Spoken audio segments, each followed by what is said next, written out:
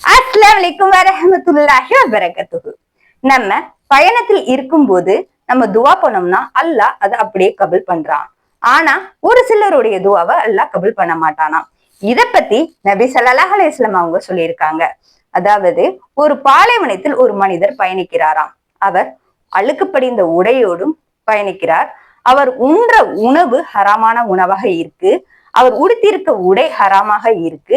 அவர் பயணிக்கும் அந்த ஒட்டகமும் ஹராமாக இருக்கு. இப்படிப்பட்ட நிலையில அவன் இறைவா அப்படின்னு அழைத்து பிரார்த்திக்கிறார். இந்த பிரார்த்தனை அல்லாஹ் ஏத்துக்க மாட்டானா. அதாவது அல்லாஹ் எப்படிப்பட்ட பிரார்த்தனையை எல்லாம் ஏத்துக்க மாட்டான் அப்படின்னா, அல்லாஹுடைய அருளை சந்தேகப்பட்டால் அந்த பிரார்த்தனை ஏத்துக்கப்படாது. பாவமான காரியங்களை கேட்டால் அல்லாஹ் ஏத்துக்க மாட்டான் அந்த துவாவை. ஹராமான காரியத்தை கேட்டால் அல்லாஹ் ஏத்துக்க மாட்டான். உறவுகளை துண்டிக்கும் முறையில நம்ம பிரார்த்தனை செய்தாலும் இந்த பிரார்த்தனை அல்லாஹ் ஏத்துக்க மாட்டான்.